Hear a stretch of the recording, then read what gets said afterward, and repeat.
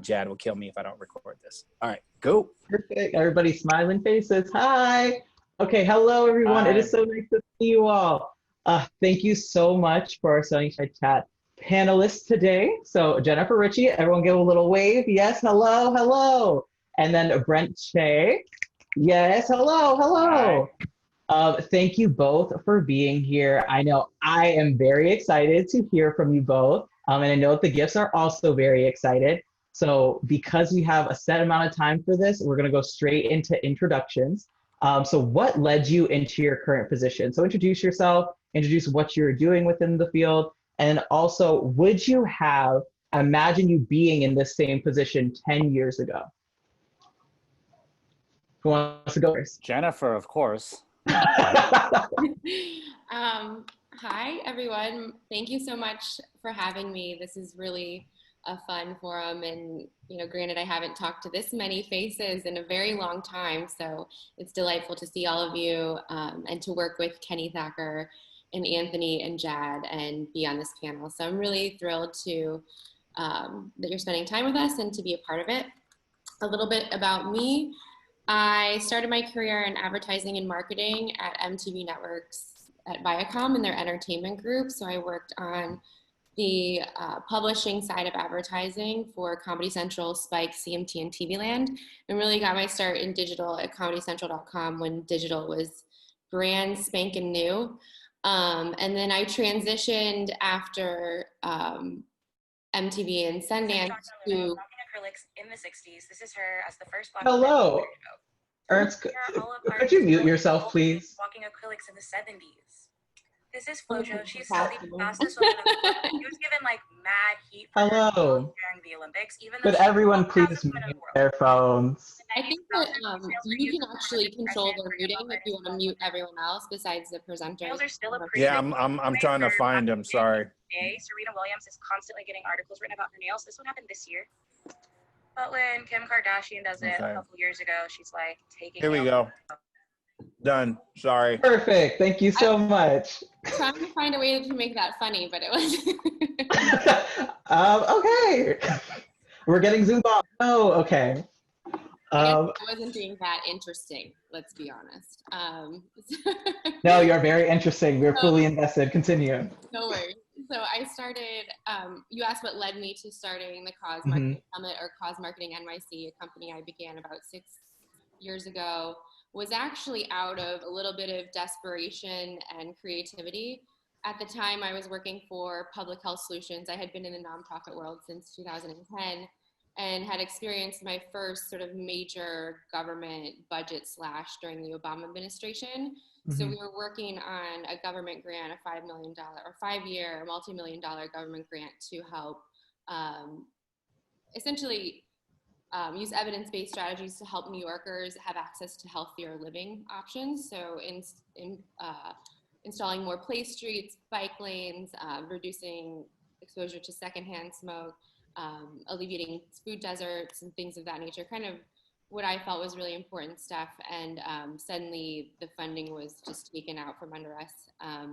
And so that's what sort of born the idea to create an event that would help other nonprofits and corporate partnership folks not become sort of nonprofit roadkill, as I like to call it, or government roadkill, where all of a sudden this initiative you're working on is no longer funded at the same level or no longer of interest to the next administration or those in office. So I started the event really because I wanted to learn more about corporate partnership and tapping into the private sector to sustain your mission. And out of a curiosity to learn more and not finding enough events out there that really spoke to what I wanted to learn. They were all sometimes very basic and sometimes felt like I was sitting in an advertisement for some CRM or something. So I decided to create my own experience out of wanting to attend. And then it's really grown from there. And I should say, while I've run the summit, I've always, up until now, the past year, I'd say I'd have a full-time job in addition to it. So it was really kind of a side hustle of sorts. And full-time, I manage corporate partnerships for a mid-size breast cancer organization called Young Survival Coalition that serve women who are diagnosed with breast cancer at 40 and under. So I managed over 20 corporate partnerships and marketing campaigns to garner support for the organization and our mission. And so recently, in the past year, like I said, I've been working with an agency called Help Good and for a client called the Lawyers Committee for Civil Rights Under Law. And so I've been working on a lot of campaigns and marketing with them. They're basically like a smaller version of the ACLU, a lesser known organization, but we're working on that right now. So it's kind of what led me to do what I do and sort of what I do. Yeah. And then would you have imagined that you were going to be doing what you're doing now 10 years ago? You know, I think I always wanted to find a way to marry my experiences in nonprofit and corporate world. So I can't say that it wasn't intentional. It was certainly intentional. However, I didn't know that I would be, working for myself 100%. I think that I'd always kind of envisioned it as being a side project and something that I'd collaborate with others on, or partner with others on. I was always kind of waiting for a, event or something like which I'm actually doing this year, which is very exciting. But it's become, my full-time hustle. And then we launched our podcast, Life's Tricky, Stay in Your Magic, this year. And we recorded, I think, 5 or 6 episodes before COVID and several after. And it's been a really great experience to get, because I felt like I didn't launch it in COVID. I launched it well before COVID, but I just felt like in an event, it's really hard to learn about the person behind the work and really what drives them, what motivates them, what keeps them organized, kind of like tactical information of how they do their work and their job and connections. And so I created the podcast as a way for my listeners, followers, event attendees to get more behind the scenes information behind some of the folks that you don't get in depth when they're sitting on stage with 3 other panelists. The conversation tends to be very surface. Mm-hmm. Yeah, I love that. And shameless plug, everyone go and listen to the podcast. Yeah, this year we're doing a masterclass. I kind of waited to listen to hear what folks needed in this pandemonium, for lack of a word. And what I was really hearing was a lot of folks are obviously out of work, are looking to pivot, are looking to transition, are looking to find more meaning in their work.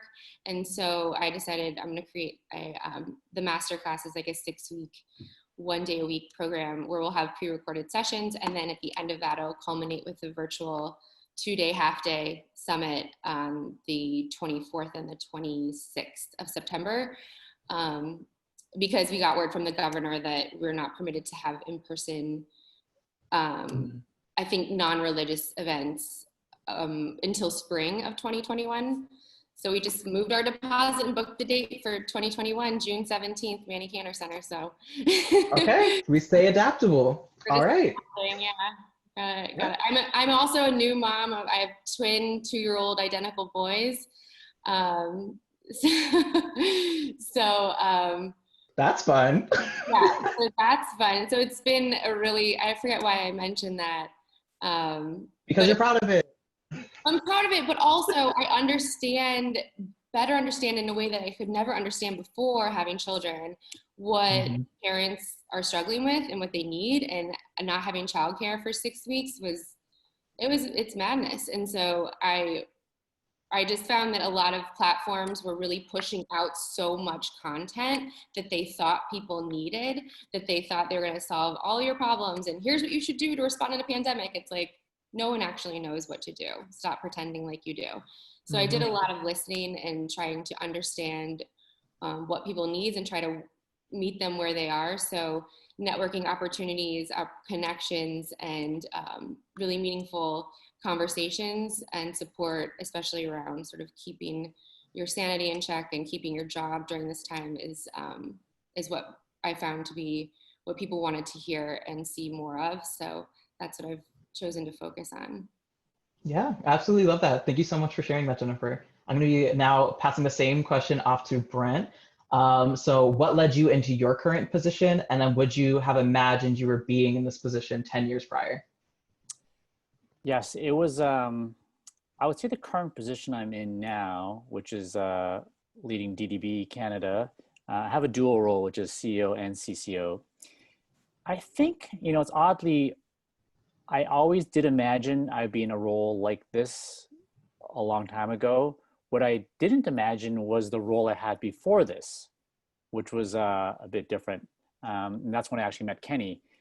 When I was leading JWT New York, it was because I'm from Canada, small town, Korean boy with, really, while you have aspirations, you never dream that you could be the leading person of an organization, a network, and it's too far out of reach in a way, and maybe you guys can relate to that.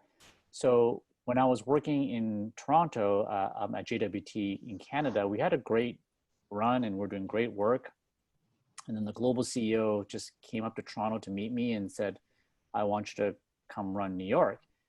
And I just couldn't even believe it. Mm-hmm. So, and then when I got into the job and met so many great people in New York, the role was so incredible. I got to experience things that, even when I was doing it, I didn't even believe I was doing it. Just traveling the world and these amazing hotels and restaurants and, meeting these amazing people, not only around the world, but even in New York as well. You got to meet these really the leaders of the industry and people who are impacting the world, both in advertising, but beyond that. So I would say that my previous job was the one I could never imagined I ever would have got. And of course, I got to meet Kenny, which was its own special meeting and path that we went on together. So I think that is something that I'm still almost looking back, don't even believe happened. In the role now, I chose to move back. My family is from Canada and Toronto, and not that it was exactly the biggest reason why, but I got the job just as Trump was running for the Republican nomination. And as I was there for a year, he won the presidency. So I think a lot changed in the three and a half years I was with JWT New York, where it just made me think, is this the right place to raise a family and do all the things that I want to do, being a visible minority as well. So we just decided to, be in Canada and Toronto, and not that there isn't tons of issues and challenges here. So I think coming back to Canada was a great thing for my career in that I got to really build on, I went through my whole career as a creative person. And then just in the last, I'd say 2 to 3 years, I've really been focusing on agency leadership a bit more. So I played the president's role at JWT, but now I'm in the CEO role. So it's just, I'm learning so much again, which is great. I think I sort of, not that I stopped learning, but my learning trajectory slowed down. Being in creative for 20 plus years, whereas in the CEO and president's role, I'm just exposed to a lot more financials, a lot more operations management. And that stuff is really exciting again, to be like challenged in a different role. So I would say, I believed, again, to summarize, be in this role 10 years ago. But I would say the role before this was the one I never would imagine to have, never would have pictured it. Yeah, I really appreciate that. Hello? Yeah, oh, yeah. I lost you for a second and I didn't know where to look for you. Okay.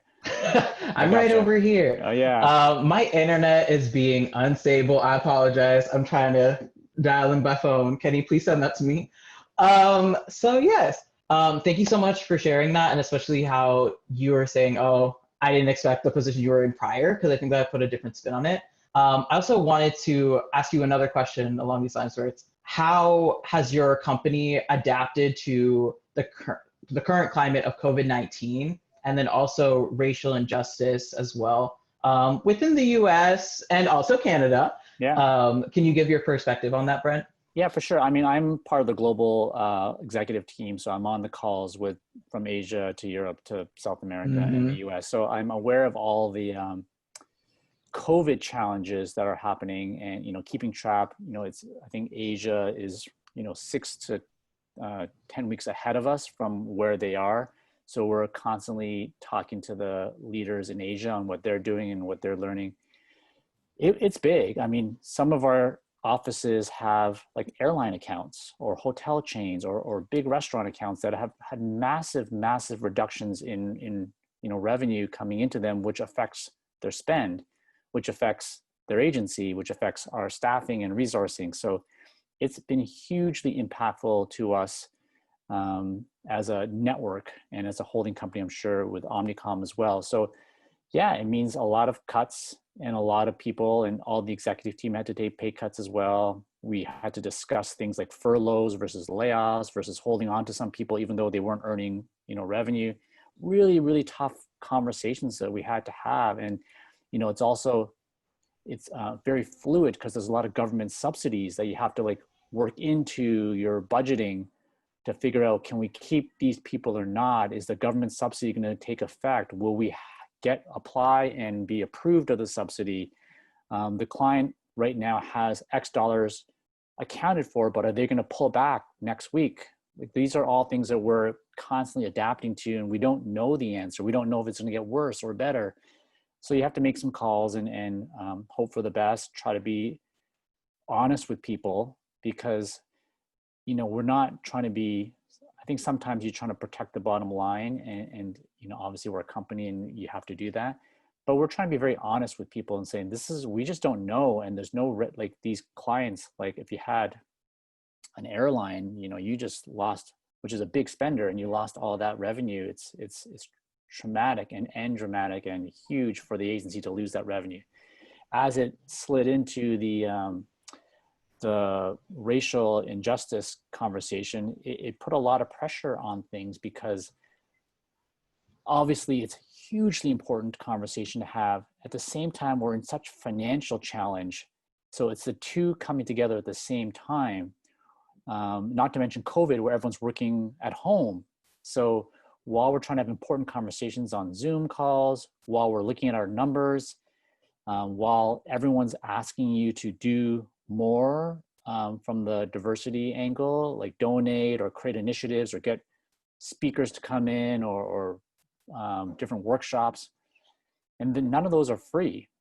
So, you know, like during the COVID, even before COVID, you know, for my company, we personally cut all spending that was training, just to invest in some of the people a bit more, and to, you know, you have to like balance. Do you want a summer party, a holiday party? Do you want to, you know, do a renovation in your office? These are all things that are on your books, and then suddenly you lose a lot of revenue, and then you are being asked to spend money to support this this important moment in racial injustice. So it was really tricky. It still is really tricky, and no one, at least our company's not nailing it at all.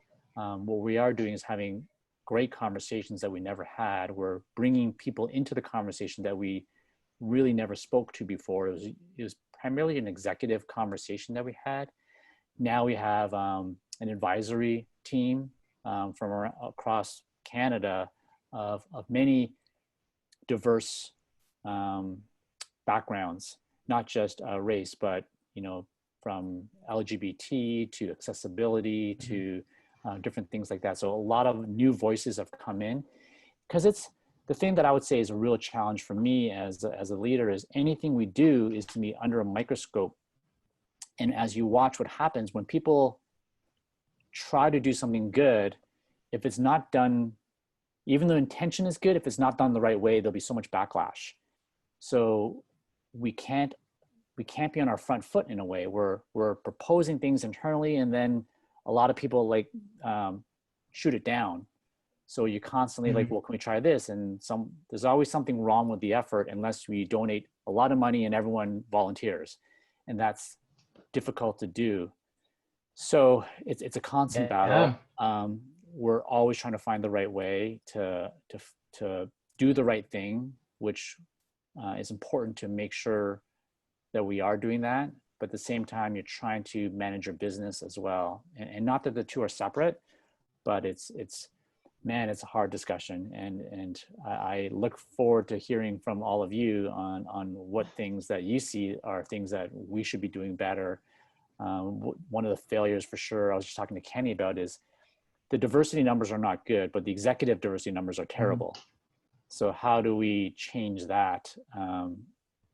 Those are some initiatives that we're taking into place. Are we looking at the promotion criteria the right way? Are we, the hiring? I think we have a decent percentage mix, but that's even skewed because it's skewed into certain departments, which affect the overall numbers positively, but there's certain departments that are underrepresented. So I feel like I'm giving you excuses in a way, but it's super complicated, and I'm so scared to do the wrong thing sometimes versus I know the intent is right. I don't know if you guys saw the Octavia Spencer quote about everyone's going down in the same direction, but maybe at different speeds. I don't know if you saw that quote. It's a really great quote, and I used it in one of my all staff emails because there is a lot of anger that people aren't doing enough, but sometimes you don't know what people are doing behind the scenes or what conversations they're having or what intent they're having. So it's such a hard conversation, and it's a hard moment right now. Yeah, and especially within your position, like I can hardly imagine the types of conversations that you have to go through as well. I think like you're definitely hitting like you're really like focusing on the right things though when in terms of like open and honest communication. Because I feel like at least you being open and honest, especially with your employees and really fighting for them and like saying like where do we need to make cuts and focusing on the business. I think that's great. And I also, really sorry, I was gonna say, and also make sure whatever we do is meaningful. I think it's easy to surface veneer actions that look like at first like, oh, they're doing something, they posted something, they said they stand for the right thing, and I didn't want to do that for sure. So anything, we were maybe a bit slower, but we gathered the right people to make sure that we're taking efforts that have lasting and meaningful impact. And that might not be the right answer either, because we actually did something and we got called out that it was too slow. So, and there's a long story. I think I would rather take action that's tangible and actually making a difference than performative activism any day. Yeah. So I feel like in my perspective, you're doing the right thing. It takes a little bit, but it was there. Yeah, I definitely want to take some time too to also pass it off to Jennifer to quickly touch on this. Sure. So Jennifer, how has it been for you in terms of like COVID and Black Lives Matter, in terms of like racial injustice and addressing this? How has it been on your end? So in terms of COVID, I think I answered kind of how we've adapted our business around that piece. In terms of Black Lives Matter and injustice, we've been focused on that since day one of the summit.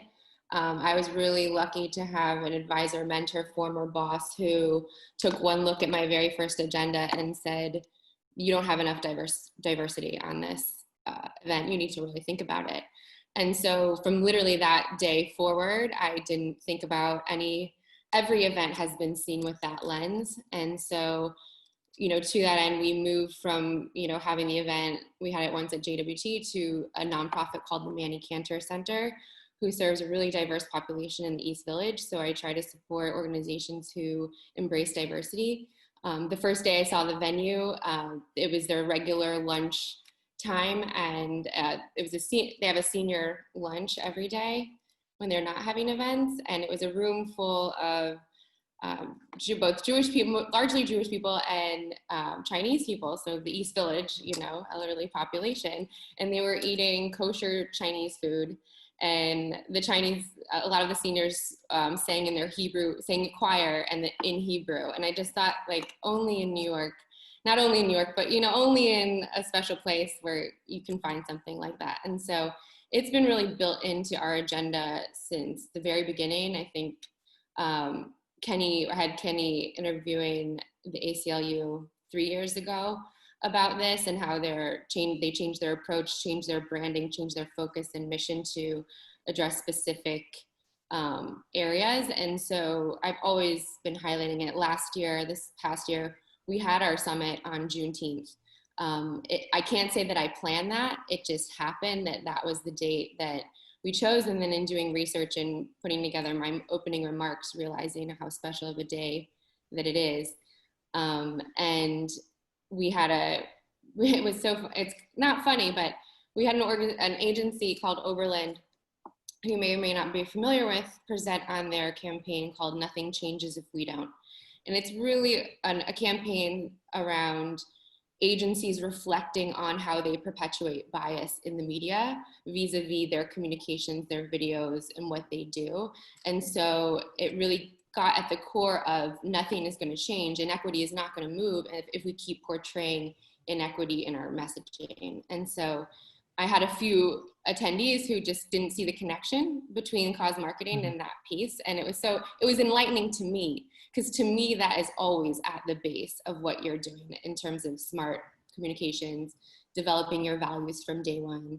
I have one client in particular, a major media company in DC, who is struggling to respond. They know they should. They're in a major market, a major city, and with some big problems. And they have, if you could put it in the chat, out of 130 employees, tell me how many you think are Black. 130 in Washington, D.C. at a major media company. Just throw it in the chat there. I see 1, 2, 5, 3, 2. Okay, everyone's, yes, 7. Right, you have a range, 9, 10. Okay, 3. Wow. 3. So, you can't go out with a big message if your house isn't clean. You know what I mean? You have to look within your own company and your own values and make sure that you're listening to your employees. And if your employees are not reflecting the population that you're serving, then find some, seek them out, because not only because you got to put your money where your mouth is, because people are discerning, they will call you out. Like Brent said, they will call you out on, Goodell coming out from the NFL and issuing this statement that's been picked apart by every PR person in the planet, and overthought, but came off as super empty, because where were they when Colin Kaepernick was kneeling on his knee? They were rejecting him. So it definitely comes off as ingenuine, because they didn't stand up when they should have, or kneel when they should have, or permit freedom of speech like this country so boasts.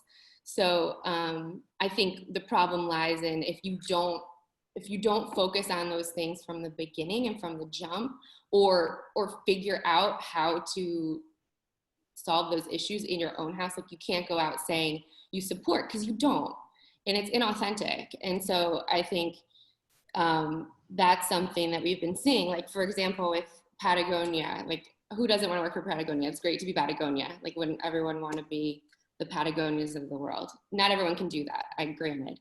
However, pulling advertising from Facebook, making a statement and saying you can take the time off to protest, and shutting down on Tuesday. They have a history of upholding values, but when you see someone like Jeff Bezos from Amazon, who granted does a lot of support, saying we support you, but then shutting down, unionizing among his own workers and not listening to his diverse people, it comes off as tone deaf. And so it's give them an action, give them something tangible that you're doing. It doesn't need to be a donation. It can be, that's lovely. Lego, for example, donated $4 million to various charities working on inequity, and then also decided to remove all the, the advertising with police officers and characters of that nature. And so, there's ways to do it that are quote unquote right, but the only right way is the real way, and that's doing the work. And I can say from experience that it's more than worth it. It pays off in dividends when you seek to find diverse folks to weigh in on things. It's harder, it takes longer, but it's so much better, and it's so much more worth it and meaningful in the end. And that's just what I can say kind of from my experience. And so my advice to that media company, who shall remain unnamed, is to, implement some ways to help in a meaningful way, and listen to your listeners, and ask those questions. How can we help you? How can we show up and help you and use our platform Hi, little kitty cat, so cute. And use our platform. My animals are sleeping right now, so but use your platform in a way that's meaningful and also doesn't come off as just opportunistic, really, in a way that can be damaging for folks who have had really hard experiences. You know, using a brand or using a movement such as the civil rights movement to capitalize and lift your brand without providing a meaningful impact or action is just, it's almost worse than not saying anything at all, you know? Yeah, I absolutely agree. Especially this is not the moment to find your specific angle on how to like get more publicity on this moment. It's more of how are you looking at yourself and like making that authentic, real change that needs to be done. And especially again, which sadly it will. You know, there's no permanent victories and there's no permanent defeats. We're going to be fighting this fight until we're not fighting anymore. So like, it's not like a moment in time, a flash in the pan. It's not going to go anywhere. So get it together. And then, you know, next time, if there will be a next time, you'll be ready and you'll know, and you won't feel any kind of way about coming out with a message because you'll know that you're doing the right thing in-house. Yeah, I love that. I'll stop preaching now. Kenny will attest, I get really passionate about this stuff. I remember when Eric Garner passed, may he rest in power, I called a meeting with Kenny and a few other folks and my lead advisor, Keisha, and just said like, what can we do? How can we show up in this world? Because it is so very frustrating. Yeah. I absolutely love that. And I love your passion. Like that's what's getting everybody like hooked to their screens. I love it. We're talking a little bit about shifting within the space. It's definitely with COVID and the racial injustice and companies shifting. Brent, I wanted to ask you, could you elaborate from a corporate experience, like how has hierarchy been changing within this time? Has there been anything that you have seen, like discussions being made? And then also on top of this, what should young creatives, like fresh starters within the industry, expect when they're going into these large companies for the first time? On your first question, I think I'm disappointed and sad to say not enough has changed to the point where it's meaningful. You know, I'm watching, of course, closely all the advertising agencies and the executives and leadership, and it's pretty embarrassing on the diversity. I think there's been progress on the female leadership roles, and I say progress, but not to where it needs to be. But definitely from the racial diversity, it's pretty bad when you look across. Definitely advertising, but the Fortune 500 companies, it's, you know, you see enough of these stories where it's mostly, you know, older white men, and nothing wrong with older white men, but just the mix is not there and not represented. So I would say not enough has changed. There's pockets of great moments that are happening, but I haven't seen any really great stories happening there. So I'm sad to report not enough has changed from the leadership position, from the diversity standpoint. I think there's changes in how leaders operate now. There's a lot more collaboration, a lot of flatter structures. There's a move towards doing things that are more, you know, values-based thinking. That whether that's a fad or not, I think is still being worked out right now, especially when money is tight. Can you be a values-based or a product-based company is a real discussion we're having with our clients. For young people, I actually have I think a lot of advice to give. I just actually spoke at a young person's event, new into advertising. And one part that I was definitely embarrassed about early in my career, but I feel like for young people in the business now is a positive story, is I was fired 4 out of my first jobs in my first 8 years of advertising. And never was I fired for doing anything incompetent or wrong. Like we had a merger or large client left, or, you know, a new boss came in. So there's always a reason why I got let go. And then I figured it out about 8-10 years into my career. And then so for the last 15 years, it's been awesome. And I just realized now that I'm in this role, I see when you have to make tough decisions, what the valuation criteria is. And doing your job is not enough. You know, it's, if you come home and say, I did a good job today, I mean, good for you. But it's not enough when it gets down to sharpening the pencils. You're looking for people who do more.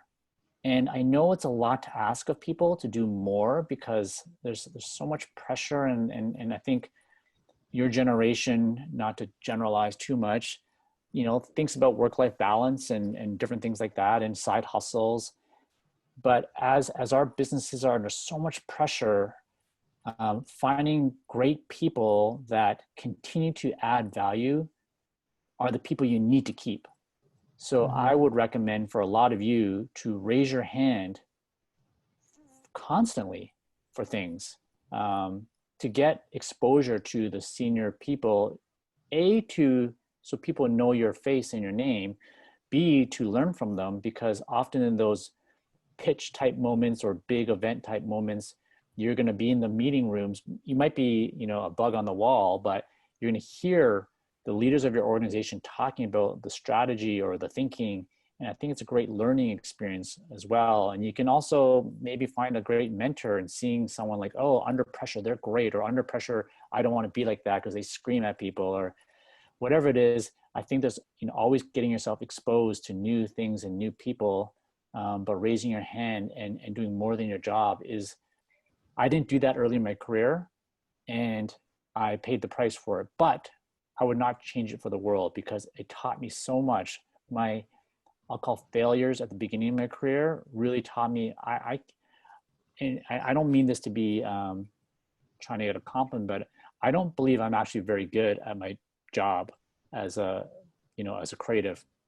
So I know that I have to work harder than the average creative person there's so many brilliant creative people that are just naturally gifted almost in coming up with ideas or, you know, coming up with designs. And for me, I had to work so hard just to get adequate. So it's one of those things that, you know, even the most talent, like I'm a sports fan. So when you hear people like Tom Brady, and who's, you know, one of the best ever, but he is the hardest working person too. So there's a lot of young people I talk to that really believe in work-life balance, and that is your choice and that is what you can do. But if you want to progress in your industry and within your company, maybe you're so talented you can do it faster than everyone else. But if you're like me, it doesn't work that way, and you just have to spend more time at it. And it's a sacrifice. Believe me, I missed my share of birthday parties or weekends away and all that stuff. And you got to pick your spots. Don't miss your mom's birthday. You know, don't miss your spouse's birthday. But you can don't maybe miss their birthdays, yeah. Yeah, but maybe you miss the boys' weekend.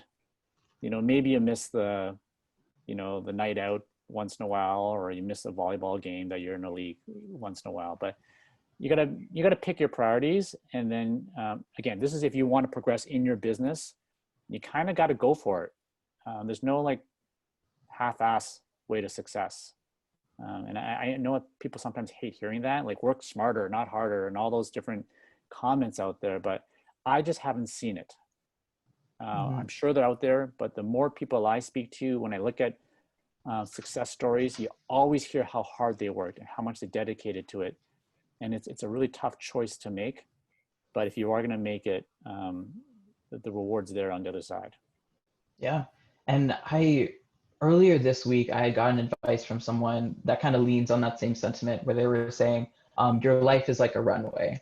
In order for your dreams to take flight, you really need to be focused and clear the clutter away from your runway to make your dreams take flight. So I really agree with that sentiment too, where it's like, how are you doing the things that keep you focused and adding value, not just doing the bare minimum, but how are you really taking flight in this moment? While we're on this discussion of going and giving advice to the younger gifts in here, Jennifer, I wanted to pass it off to you. What advice would you go and give people that are just about to be starting their careers and like going into these companies for the first time? Oh my gosh, like how long do you have? Does everyone just want hot cocoa and let's hang out? No, I'm just kidding. So many things. I think number one, Brent touched upon this too. Make yourself invaluable. If there's like a CRM or a email platform or something that everyone hates to work with, be the master of that. Make yourself kind of like they can't get rid of you because they can't send a stinking email without you. So I think that mastering pieces of your work and being the person who steps up. Don't ever ask your boss a question that is easily Googleable. Just don't do that. Try to find answers, ask questions. Also, I can't stress this enough that, your words are spells, whether you like it or not. And anyone, any day could be your boss. So just be mindful of your words and how you use them, especially among colleagues and people who you think are trusted individuals, especially within your work world and your network. It's a very small world, especially when you start to pare it down to advertising, then agency world, then nonprofit agency, social impact. So you just have to be mindful of, it never hurts to be kind. I think that's something that is somewhat of a lost art. I don't think I've ever taken this book off my desk. As you can see, it's really tattered up, but Dale Carnegie's How to Win Friends and Influence People has been like somewhat of my business Bible. So if you can't do anything well, but you can be nice to people and make them feel appreciated and know their name and make them feel heard, you're going to be ahead of 50% of your colleagues. And try not to talk too much trash and hone in on the skill and really, and to your point, jobs come and jobs go, so work on your personal brand, work on your personal, I am so happy I have a side hustle. I mean, I don't know what I would have done after a few things happen in my life, and I really can't stress enough the importance of building your own personal brand. And making sure that your LinkedIn profile, don't hang your hat on the last role you've had, hang your hat on who you are and what you bring to the table, because that's what's going to make you stand out. And like I said, companies and nonprofits come and go. I will say from experience in working in the nonprofit and the for-profit world, and now most recently in the agency world, I can't claim to work at a very large agency such as Brent and other folks on this call, but I will say that I have avoided the agency world like the plague because of the lack of work-life balance. You have two bosses, you have the clients telling you what they want, you have your boss telling you what you want. Being on the publishing side, I just noticed that those tended to be the most unhappy folks who worked on the agency side. But that's just from my experience. And I say this now, but I'm working for an agency and I absolutely love it. Like I'm working with Help Good on clients that do meaningful work for a mom who gets it, who knows like sometimes you just gotta turn it off. Like when you have two 2-year-olds grabbing at you, like there's no balance. There's just like, I can't put my face in front of a computer right now because someone's gotta eat. So, I think nonprofit has been really beneficial in that way. And I will tell a story. I did crash and kind of burn out of the media world because I just got so fatigued with the hours and the commitment and the drinking and like everything. It was just like too much. So that's how I actually quit my job in media before finding my next role. And then I found sort of the mirror of, the advertising world, between the advertising world and the nonprofit world. In the nonprofit world, you're a lot of times issuing RFPs or responding to requests for proposals. There's a very large need for people who know about marketing and know about development and fundraising. You can work in government. There's so many campaigns that, will work you to the bone just like an agency will, but you'll get some really amazing experience. And to Brad's point, yeah, while you're while you're young, like work hard, you know, like if before you have other outside commitments, like it's, yeah, do what you can to get ahead, but also live your life. You know, life is short. It really is. And so don't neglect that part of your life. I saw a lot of people sort of regret those choices and not, and miss out on some things that I think that they would have, or they've expressed that they would have wanted to do, like have a family or a partner. And so, you know, I don't neglect those pieces of your life, because those are things that are very, very, very important. Yeah, I love that. I'm like having a clear sense of like what your priorities are and actively like making spaces for those is super important. I also love what you were talking Oh, sorry, about. go ahead. I also love what you're talking about in terms of your interpersonal skills really do make the difference and can set you apart as well. So be true to that and how that does add value to teams. Because I've seen people who's like, I don't have the skills necessary. You can learn it, but those interpersonal skills, those really make the difference. Definitely. Yeah. And then with this, for just like doing a time check, it is now 8:53. So I actually would like to open the floor for questions. Um, for anyone that would like to ask a question, go ahead and put your name in the chat, and then I'm just gonna go call it out and pass it to you. Y'all ready? Okay. Who's got the first question? Anthony. Hey everyone. First, I want to say thank you both for the wonderful presentation. It definitely, I guess you could say, helped me think of this question. I asked a teammate of mine the same question. So everything that's going on in regards to diversity, inclusion, all these major advertising firms, and what I'm about to say is this. Like, I do apologize if it sounds a little oblivious, but why the lack of change? Why is it now? With, you know, I know everything that's going on, but why did it take so long now for people to realize that it's time to make a change within the industry itself? For me, I feel some type of way because of all that's been going on, all the years of discrimination going on with each and every single, you know, person trying to make it here. And now all of a sudden people said, oh, we should do something about this. So for me, it's like going to school, wanting to learn about this, and this is what I see the moment I step into the world here. That makes any sense? Yeah, I love that question. Brent or Jennifer, would you like to answer? I'll take a first stab at it. It's again so tricky, and you're right 1,000% that it's too slow and not happening fast enough.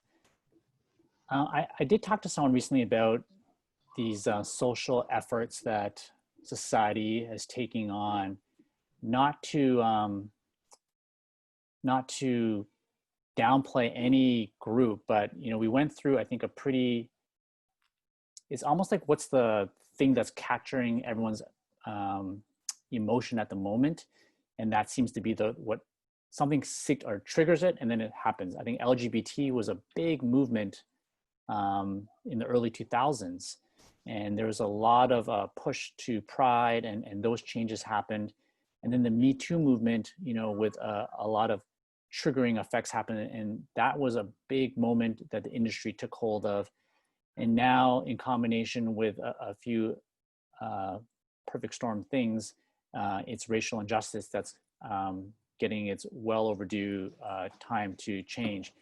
So this is not an excuse, but that's what I've noticed is it's gone in these little segments, and I don't know what not that we solved LGBT or Me Too either, but they've had priority moments, I'll say, and then, you know, when we're talking in my office, like no one still talks about accessibility or weight or really ageism. These are other things that are religion as well.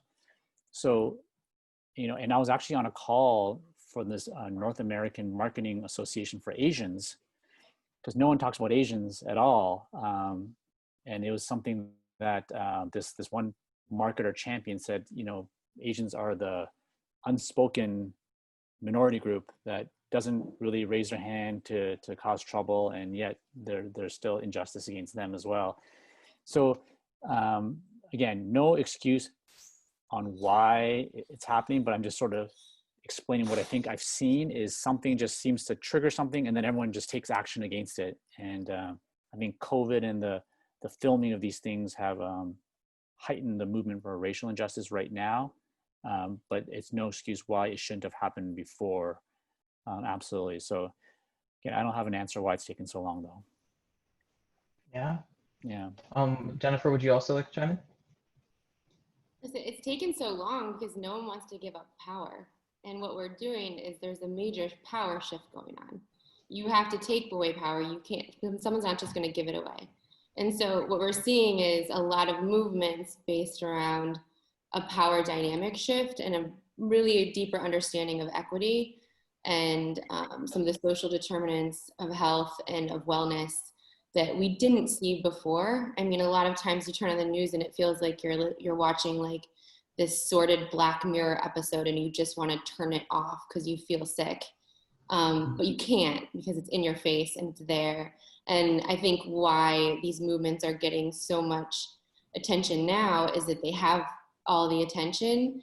And it's not that this didn't happen before, it's just that now it's on film, you know, and now we have social media and now we have people who won't stop talking about it and will take to the streets regardless of a pandemic and forge ahead these movements that are so important. To me, honestly, I'm not sad about it. I mean, it's saddening. It's always something that has been there and hurt my heart, and I can't even hardly watch. I can't watch it. I really can't. It's terrible. But I see the progress side of it. I see people marching. I see movement happening. I see people talking about defunding police, about investing in social services, about alleviating inequity, about investing in healthcare. And so for me, it feels like not all of a sudden, it's like fucking finally, you know what I mean? Like just, it's like we've been on the cusp for it for so long. And finally we're figuring out that you can take power and you can have a voice and give voice to the voiceless and really show up as an ally. I mean, when I was working in media, there was always the old boys club, you know, that no one could really crack, like, especially if you're a woman. And probably, I don't remember them having any Black members or Asian members or, you know, people of color. So, you know, it was like, are you good at golf? Will you be a good, like, you know, partake at the like be a good person to bring along to the Masters? Like, you know, when you're going to a venue that's literally just in the past few years allowed women to play, like, you know, it's frustrating, but I feel a newfound sense of happiness that people are focusing on it, because honestly, before it was like, don't touch on controversy because it's controversial, it's not good for business. When now we have companies like Target making huge statements and stances, and it not necessarily maybe affecting their bottom line a little bit, but long-term strategy, it being really an effective way to engage their community and you know, create lifelong customers. It's frustrating that it has taken this long, but I do think it's as a result of it being on film. I mean, when we were young, with Rodney King, and it was because it was on film. It was because because people got to finally see it. Like, it's in front of you. You can't deny it. You know, you can feel like there's not injustice in your world, but when you see it, you can't unsee it. And so I think that that's what people are experiencing, and that's why we've seen so much movement. And to me, while it seems unfortunate and seems like we're going backwards, I'm hopeful that it's going to make real sustainable change in terms of our policies and our judicial system. Yeah. Thank you so much for that. Thank you. For the sake of time, I'm going to have one more question. So Lauren, if you want to ask your question. Hello, I'm Lauren. Thank you for all of your insights and telling your story. So I kind of wanted to just ask the $1,000,000 question. Like, we never really get to talk to someone who's like more directed towards Brent, someone who is like a CEO or has experience as like a president of a company. And I was just really curious, what allowed you to get up to your to the point of where you are? Like, what made you stand out of all the other leaders, just and made you such a great leader to be able to run a company? And I guess like any insight kind of would be great so that we can become better leaders in the work we do. I have a bit of a negative answer to that. And again, it's such an important conversation that I'm having with many people. I'm lucky I came through creative. And creative, while subjective, is measurable. Sydney won more awards than Lauren, won more pitches than Aaron. So Sydney is better. As CEOs or account people or business leaders, it's hard to measure who's actually better. And it often comes down to, maybe it's a bit of that, influencing people strategy. Like it's friends and how you get along with people. When I look at the top CEOs that I've met, they're just warm, charismatic people. Most are white. So when it's not measurable, it goes to, I think, comfort. That's why you often hire from the same universities or business school programs, because that's what you know. The only way I believe I was able to advance is it was undeniable that the work I was doing was outperforming other people. And if I wasn't, and this is me maybe being negative or pessimistic, I don't believe if I was the same as others, I would have had the chances. And it's something my parents drilled in me from the beginning, is you have to, in sports and in school, you have to outdo everyone else to even be noticed. So, and this might answer a bit of my earlier conversation on how hard I felt like I had to work, because I don't think I had a fair shot. I really didn't. And maybe, hopefully things have changed, especially if you're in the right company with the right leadership and the right progression, model there. But I don't think I had a fair shot. So the only way, and creative allowed me to prove my work was better than someone else's by winning more pitches or more awards. And that allowed me to elevate. And then once you're in the role, people maybe look at you a bit differently and accept your ideas more. And then I was able to show some of my other abilities to transition into a more management executive role out of creative. So I was lucky. I don't know really, because you don't see it in our world, of people of color going through account service to become the leaders of their company. I just, Judy John, I don't know if you guys know her, but she's a superstar advertising person. She's Chinese. She actually is from Canada too. She was the North American Leo Burnett CCO, but also was the CEO of Leo Burnett Canada. But she went through creative as well. So I think it's not the only path, but it definitely is easier when there's a path that it's undeniable when someone's outperforming someone else. If we see people make it through the traditional way of up through a more relationship role, I mean, I'm sure they outperformed in different ways too. So it's a bit of a discouraging answer, Lauren, I'm sorry. But I go back to my core belief, and it's not necessarily right for everyone. And I think Jennifer's points are really strong about balance and doing what's important to you. For me, I really want to succeed in this career, and I sacrifice a lot to do it.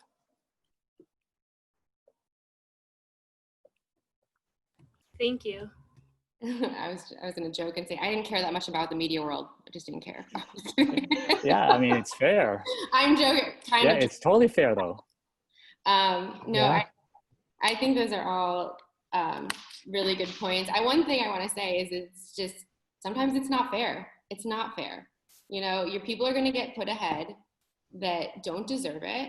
and people are going to be taken out who also don't deserve it. And, you know, I think that that's one thing to really understand, that you should, because of that reason, you have to, like Brent said, rise above and do the work and show up and outperform your peers.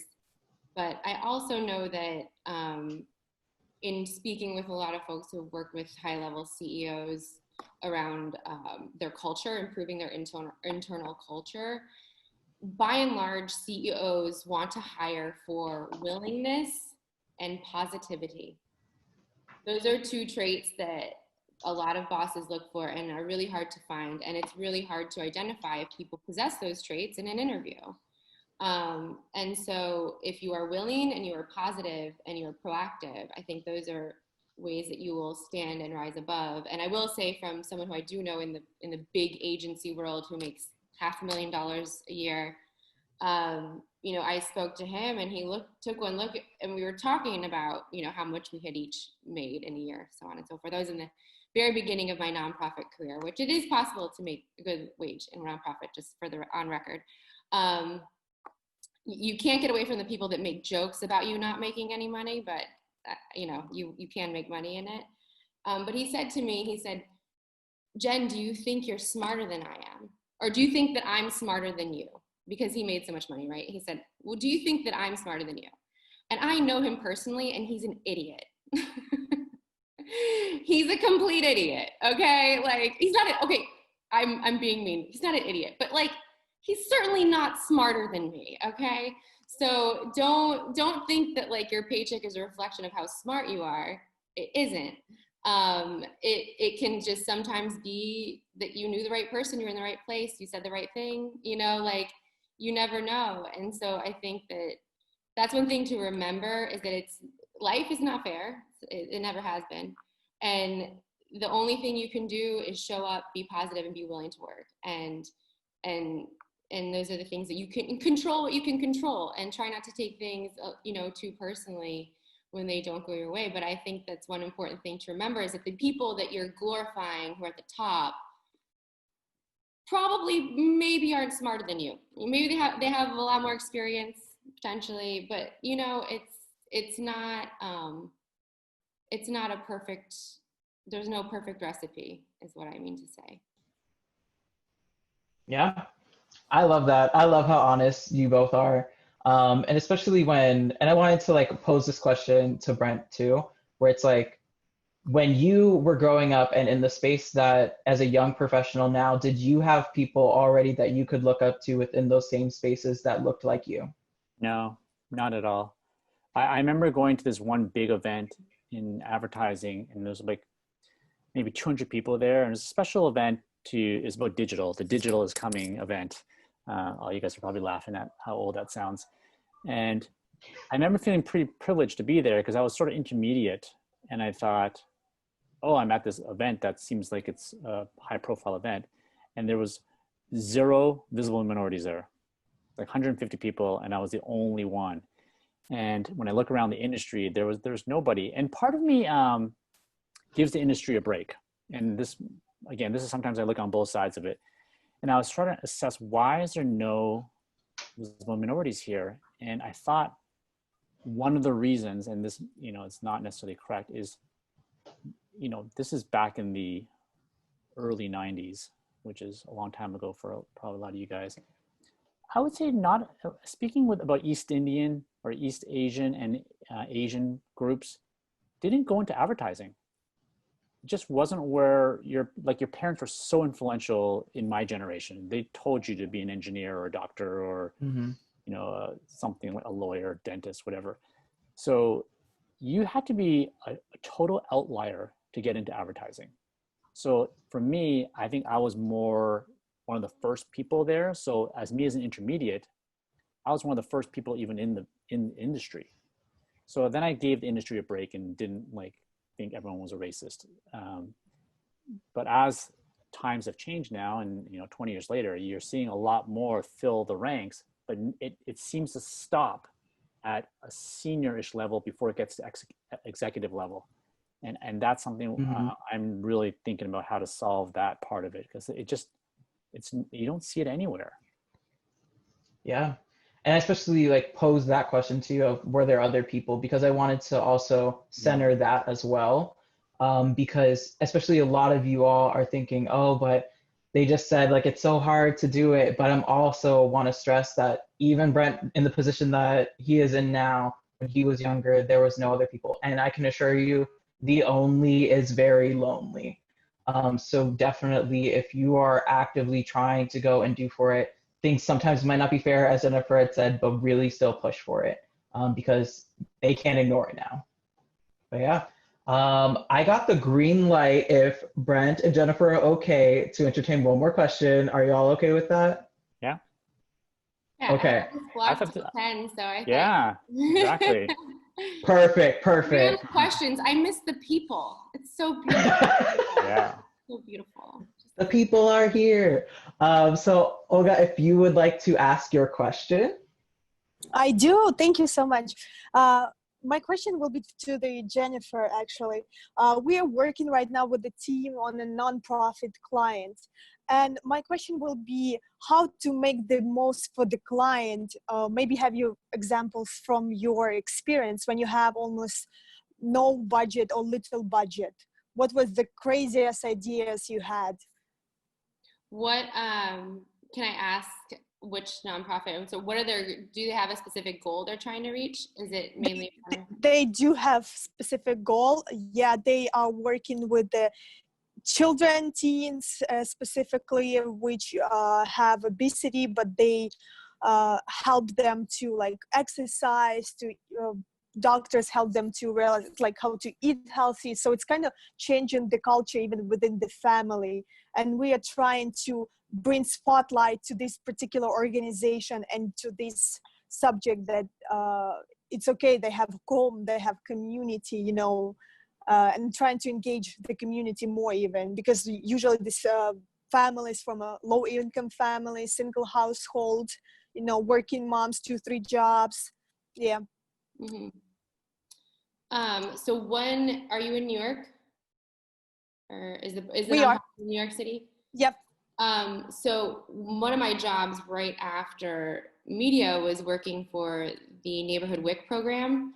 And there's a nonprofit media agency called FYI. It's FY and then the word I, like your eyeball. But they have digital screens across New York City located in nonprofits, community-based organizations, and they offer free advertising, including like even the BMC outdoor display for free for nonprofits. So I'm happy to connect you to them. That's one method. One thing that I've found that's really tricky with nonprofits is really getting them to hone in on what do they want to happen besides like broadly, we want more donations, you know, what are the actions you want people to take? And so really drilling down into who is their target, who are they trying to reach, what outcomes are they looking for? Because you could spin your wheels day in and day out. Like for example, with the civil rights organization I'm working with now, you know, they have not like 9 different programs. So they work on voter suppression, they work on anti-hate, they have a hotline, they have all these different things. And oftentimes with nonprofits, especially, you're targeting sometimes two separate groups. You're targeting the folks who you serve, which can look very different a lot of times from the people who are going to donate. And so really honing in on what their goals are is very important. And then you can email me what their goals and I'll give you a much more robust answer. But if they're looking for, like, for example, with the civil rights organization, they're like, we want more calls or a hotline. Should we take out a New York Times full page? And you're like, no. Google click to call, you know, like something a little bit more transactional, turnkey, you know, warm leads. So it's a process of identifying, okay, what are their needs? What do they want to happen? You know, I'm sure that Brent faces this with his clients too, even though they're much on a larger scale. It's like, what do you want to happen? And then I'll tell you how to get there. But really, you know, when you're working with lower income households and people who don't have a lot of time to consume media, a lot of times there are community leaders within that community. Like communities are already organized. So it's really finding who, and ask, ask. It's always a good idea to send out a survey to your constituents and ask, like, how did you hear about us? Do you use these platforms? What platforms do you use? Where do you get your news? And then you'll have a better sense of how to reach them. Obviously in New York City, you're dealing with a lot of language barriers too. So just make sure that your materials are available in the languages that they need to be available in, and that you have, people on the other end helping to serve those folks. That's the like long answer, I guess. I could talk for days about it. That's very helpful. Thank you. I would just add to that, and I know some of you, maybe Jennifer, will think I'm sounding like the creative guy in this, but I've just seen low, small budgets. And when someone comes up with a great idea that just captures your imagination and your emotion, things fall into place really quickly. And that's a hard challenge because, they're rare, they're hard to come by. But if you come up with that amazing, magical idea, media companies, donations, people, they all sort of come to the table to be a part of it.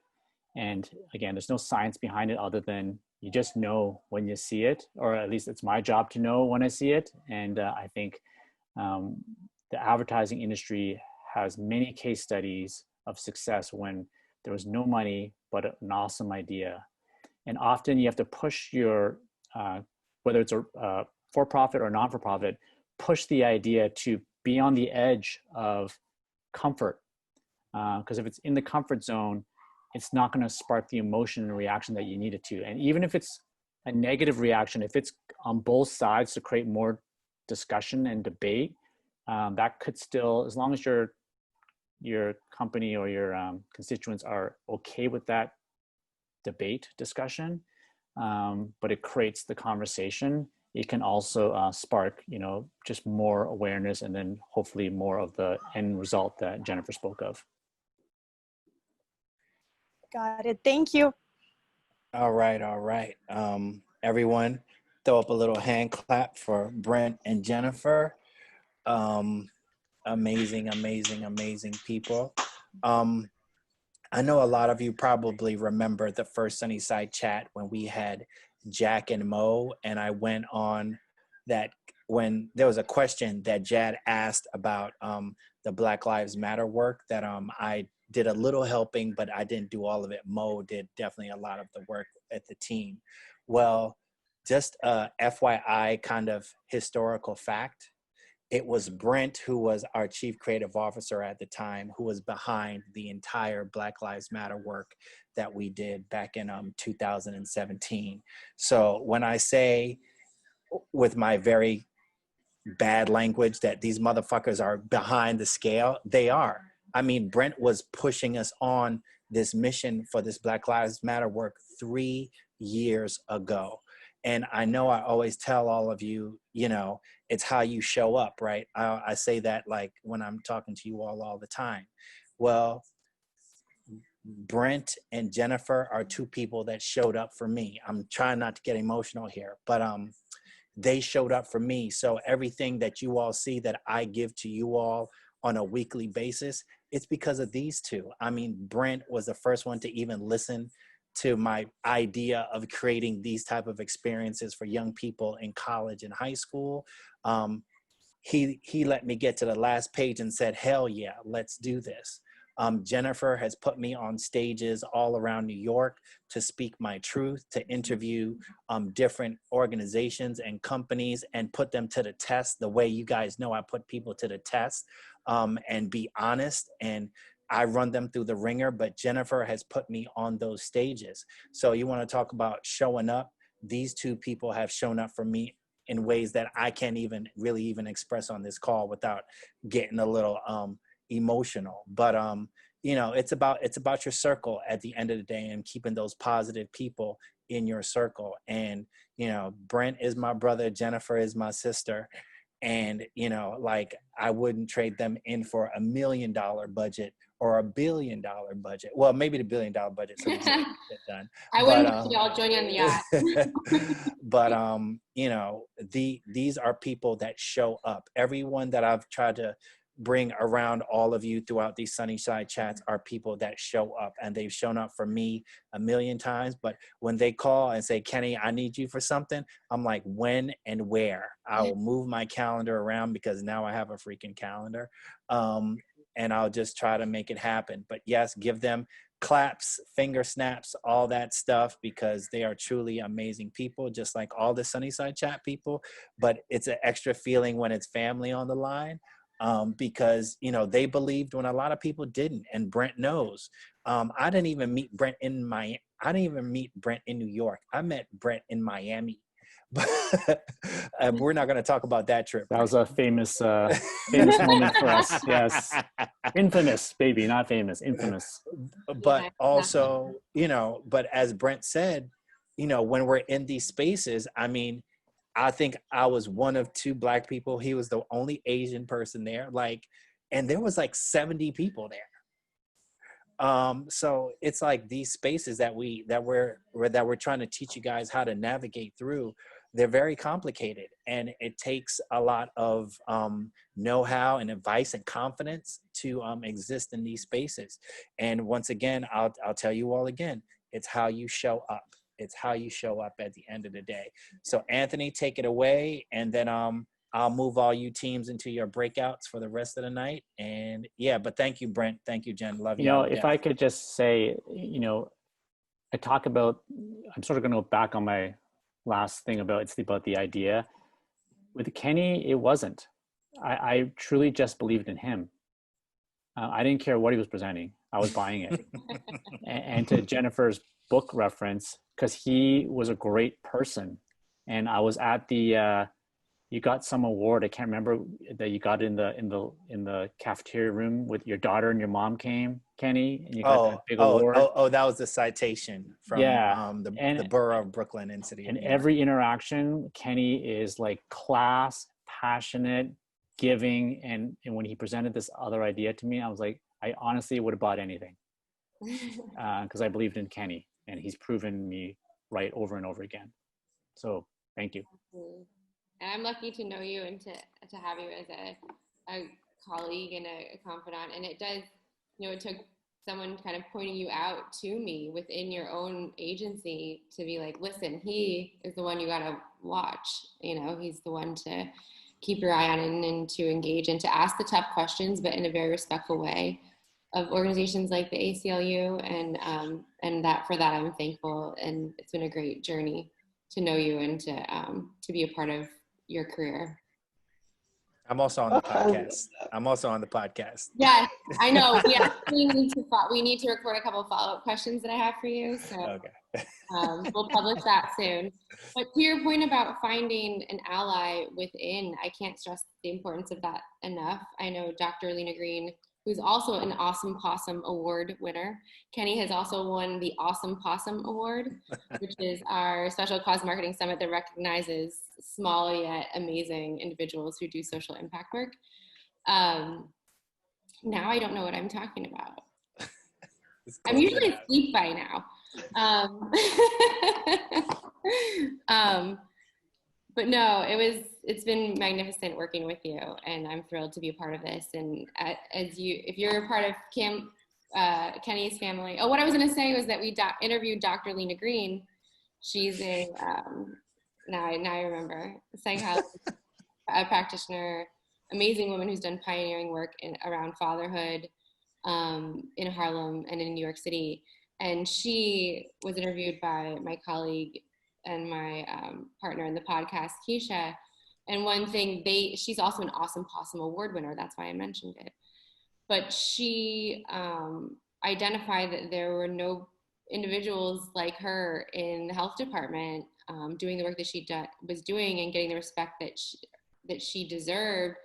So she joined, kind of linked up with Keisha, who's another, social worker in the field, and they were able to sort of share and connect on a different level and sort of navigate the difficult waters of the government and in the health department together.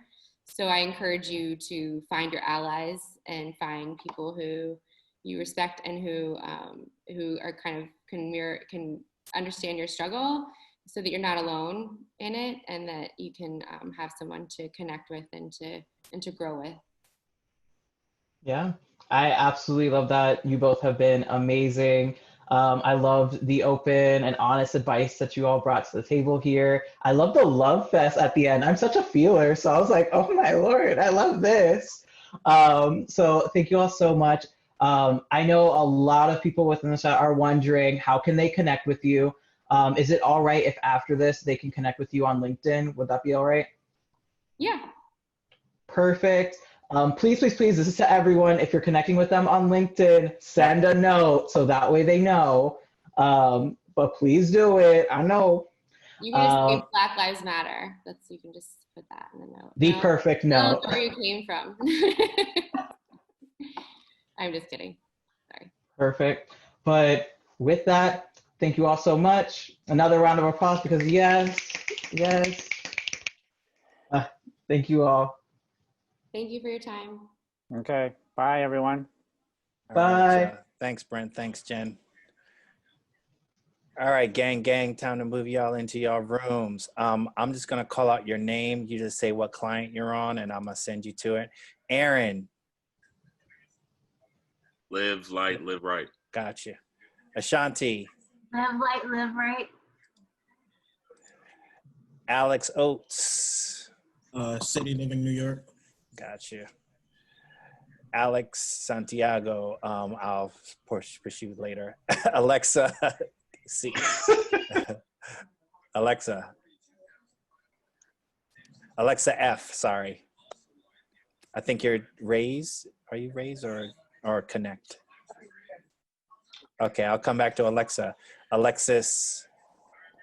City living. All right. Ali.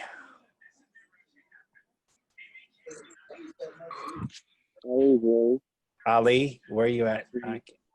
He put in the chat raise. Oh, okay, got you, Ali. And okay, I'll just come back. Andrew B, you're Connect, right? Yep, Andrew B is Connect. I remember. I saw it. Right? Yeah, I guess so. If you're in the wrong room, I'll come back. Andrew Chung. Live light, live right. Got you. Oh, put the wrong Alex in there. I'll come back and get him. All right. Anthony Martinez. Live light, live right. Got you. Blaine. Rose. Okay. You sound like Charlie Brown's mom. I'll try one time. Blaine. Rose. Hold on. He's also part of raise. Okay. Okay, perfect. Yes. That working. If you know they're in it, just call it out. Yep. Bree. City living. Gotcha. Thank you. All right. Brian. Connect, right? Or City. What'd you say, Brian? Sorry. I was asking if it was me, but yeah, raise. Yeah, raise. Okay. Cameron. I'm with raise.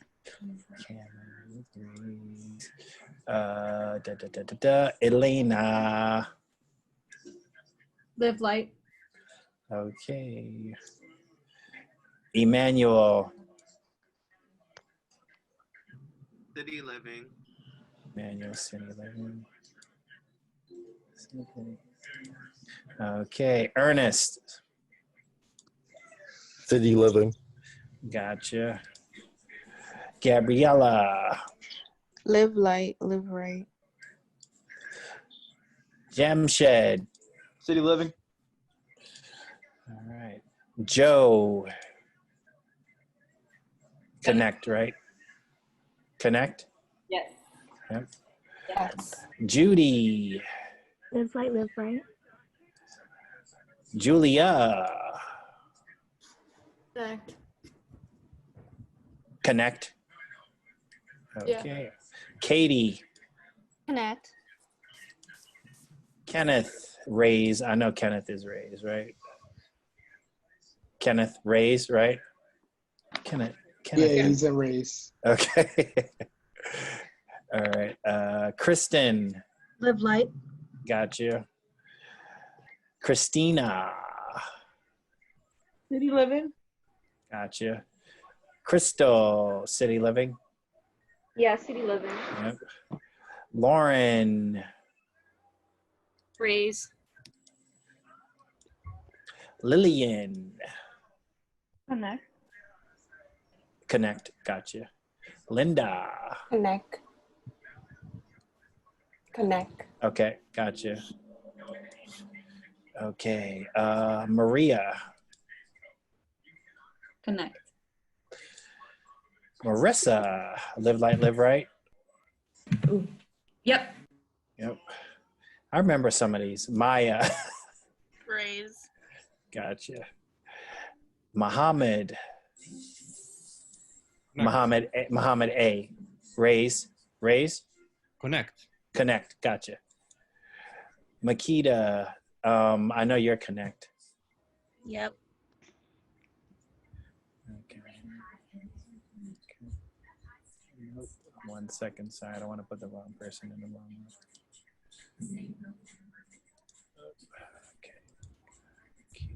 Okay. All right. Megan. Connect.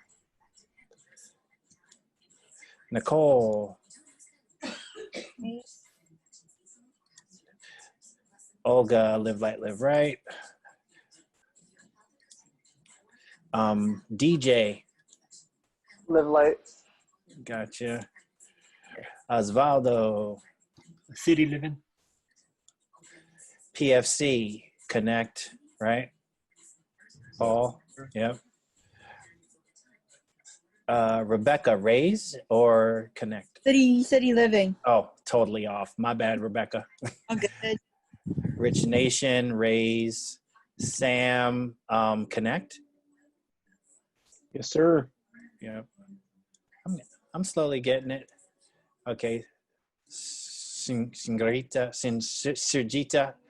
is Live Light, Live Right. I almost got it that time. I almost got it. Almost. You did better last time. Sydney, I know. I'm a loser. That's not good enough. Shut up, closer. Sydney. City Living. Okay. Thank you. Tia.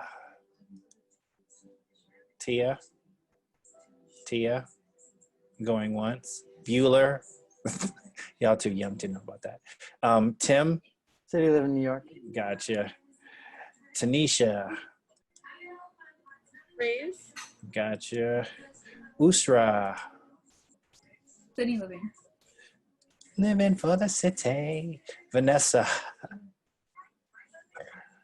Live Light. Live Light. Tim. Still me. Yeah, you're still here. I don't know. City Living, New York. Okay, yeah. okay. Some reason you didn't go. Oh, here it is. Victoria. Connect.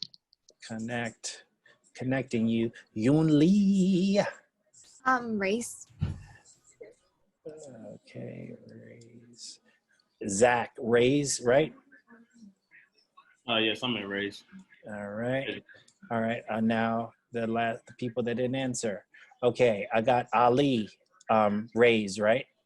Yeah, can you move me to Raise? I'm connecting with my phone because my microphone wasn't working. Yep. So I'm moving you to Raise. All right. Alexa F. Sorry. I'm in Raise as well. Gotcha. All right. So mentors, where do you want to go? Alex. You asking me? Yeah. Oh, I'm just here with you, man. I'm part of the Sunnyside tonight. All right. So Wait, we'll have I think Tia's. Wait. What was it? I think that Andrew's in Connect.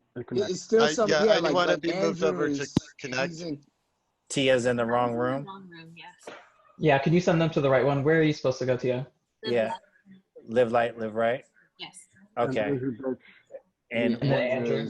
what room is she in? Oh, okay. She needs to go to Live Light, Live Right. No problem. Yes. Done. Anybody else in the wrong room? I need to go to connect. Okay, got you, Andrew. Where are you?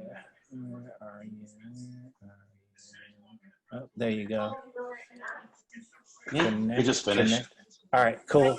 I'm coming in. Andrew's Yeah, the gone. Q&A went a little bit longer, so I did some work. Alex, what you doing?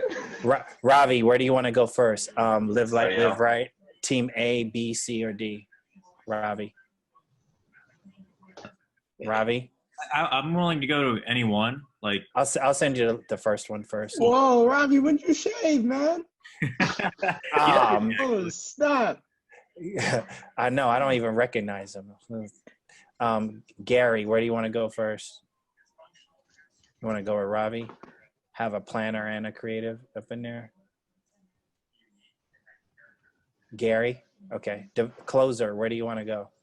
You can put me with Group D because I've been with them enough to know what's going on. Carlos? Where you want to be, bro?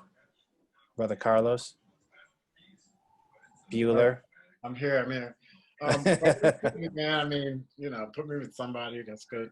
Okay, I'll just put you in City Living for now, but I'll move you in probably like 30 minutes. Okay.